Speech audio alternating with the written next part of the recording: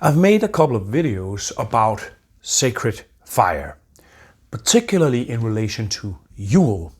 And I mentioned the issue and the trouble of having a constant fire, a Yule fire that burns throughout the period, like it was traditionally the case with the Yule hearth, whose sacred fire burned throughout Yule. In this video, I'll make a suggestion for a concrete practice in how to do that today. Also in living conditions where a hearth isn't necessarily a possibility. It is a suggestion that I actually got from a follower of mine, which really inspired me, using a traditional altar lamp or chancel lamp to keep a Yule fire.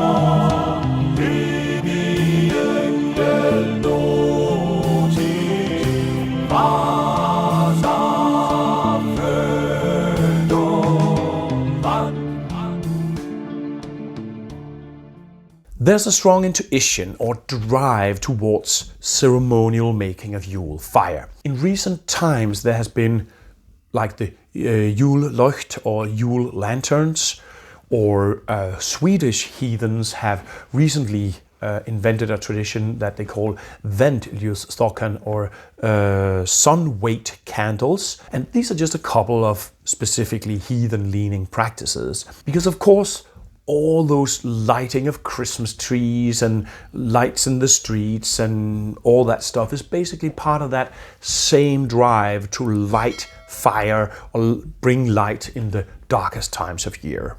So I made, for instance, a little video about the traditional ceremony around making Yule candles, timing it with the sun and the moon, and my videos about sacred fire also addressed the lighting of the Yule hearth, a hearth fire that should burn throughout the Yule, and I sort of aired my open question for how exactly to make that work today. And then this follower of mine came with a brilliant idea based on her own neo-pagan practice. A Dutch woman named Sia Eloka referred me to her own YouTube demonstration for how to make a flame burn for years. Her suggestion was really good, and I immediately actually proceeded to how to figure out how to do that.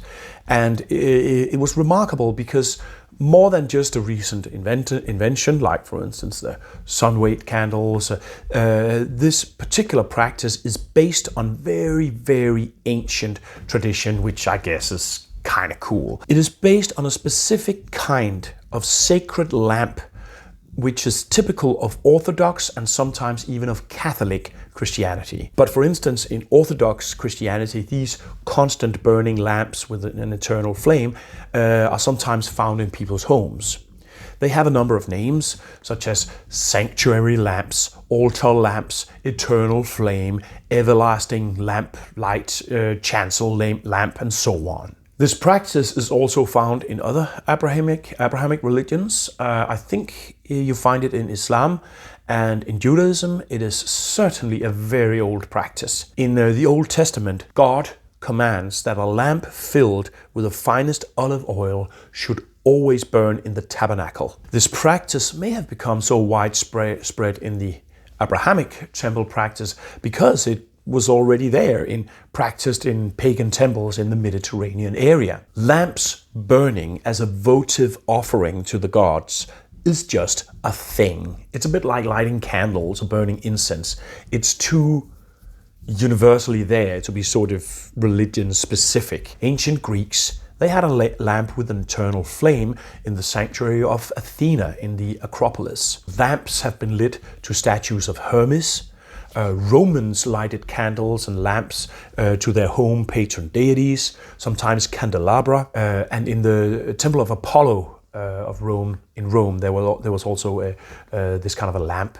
This here is a terracotta oil lamp for the god Serapis. So here I'll just demonstrate to you how I'm shamelessly appropriating back this practice into polytheist tradition, the use of a votive lamp, here specifically for the purpose of tending to a Yule fire. A Yule lamp for keeping the fire throughout Yule as a contemporary approximation to the more traditional practice where animists who used to ceremonially light a Yule hearth, a sacred fire at the beginning of Yule and keep it going throughout the Yule period and share food and drink with it. Cool. So first of all, you need a specific kind of object.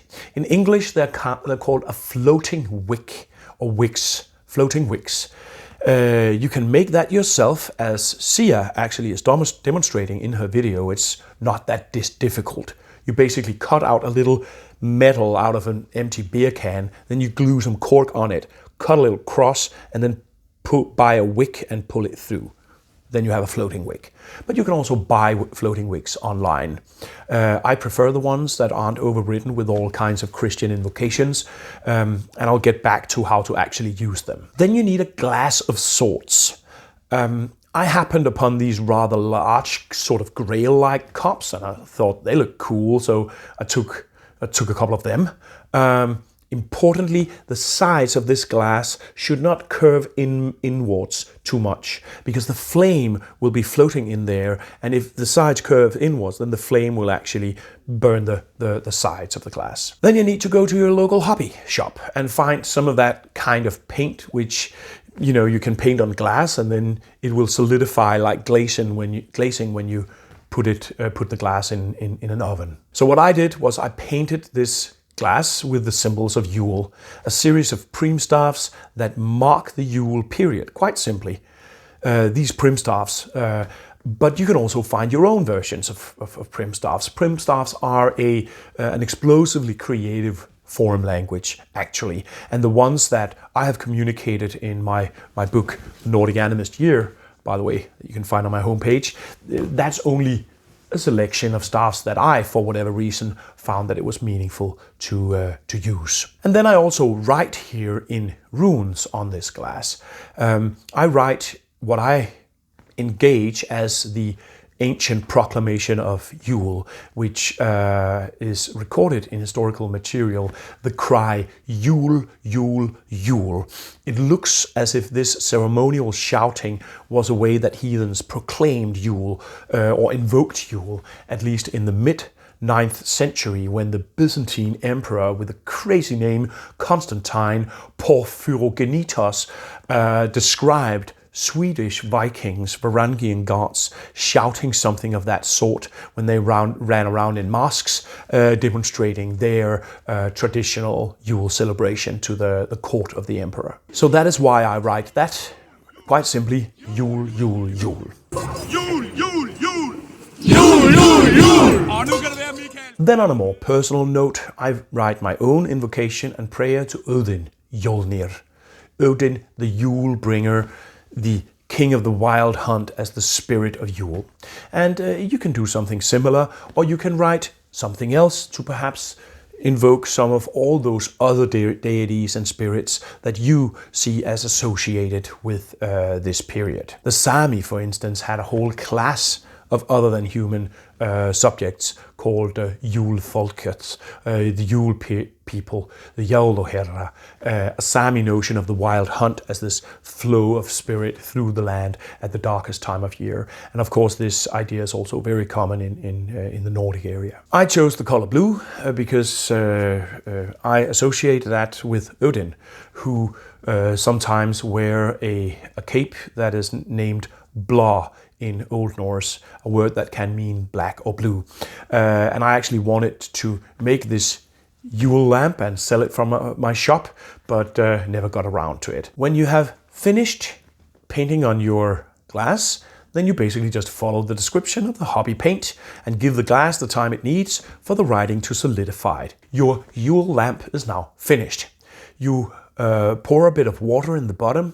I'm not sure why that is. It might serve different purposes, a bit of fire security perhaps, but I also think there's a symbolic aspect actually to this water in the bottom of the lamp. Figure that out for yourself. Then you pour some normal cooking oil on top of it, so the oil stays on top of the water. If you want to be fancy, you can use olive oil, but to my mind, the important thing is that it's cooking oil. I've been using sunflower oil. It is food, that's a point, because that makes this little lamp into almost a mini version of a sacrificial fire. You are giving some of your life sustenance to that flame. The Yule hearth is fed with food and drink traditionally, so it makes sense that keeping the flame of the Yule hearth alive, that is on an offering that continuously lives of human food. So don't go and buy some weird eternal lamp oil in a Catholic shop that some priests have been muttering their weird formulas on. Take some sunflower oil or some cooking oil from your local supermarket. It works fine, and it doesn't smell. You then take your wick and pull it out about the length of the eraser tip in the end of an old-fashioned pencil, just like this. If it is a dry wick, you'll have to moisten it a little bit with the oil in order to lighten it. If you've bought wicks, then typically they will be impregnated with beeswax, and then you can just light it and voila. The light from your sacred fire shines, blesses, empowers. It activates the invocation of Yule that you have created on your Yule lamp. So I suggest then lighting this fire as a flint fire, like I've demonstrated in a former video, preferably a neat fire lit for the hearth, if you actually have a hearth. But then the flames of this hearth can be taken and give light to the Yule lamp. This means that you can let your Yule hearth or your hearth die out, but you still have the Yule hearth fire there, and you can relight it the next morning, so you have the same fire throughout the Yule period. As it burns, you'll need to pull the wick out from time to time, perhaps once or even twice a day. What I do, again having looked at Sia's demonstration, is that I have a candle standing by, and then I move the flame to the candle, pull the wick a little bit with a tweezer or something, and light it again. You'll need to fill the lamp from time to time with oil. Mine is rather big, it's almost like a bowl. It requires to be filled like a couple of times per week. A smaller lamp will of course require to be filled more often. You can then use this flame to light your Yule candles that I demonstrated how to make in another video. But I recommend restricting this flame a little bit.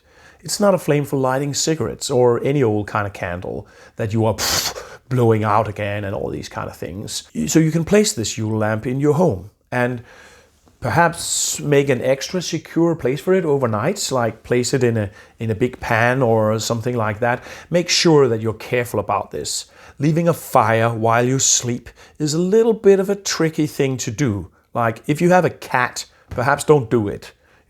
Be super careful about live fire in your house. But also, people have been doing this for millennia, so it really ought to be possible to do it in a responsible way. This is a way of keeping a sacred fire in your home, in this case a Yule flame. Cool, thanks for listening, and see you around.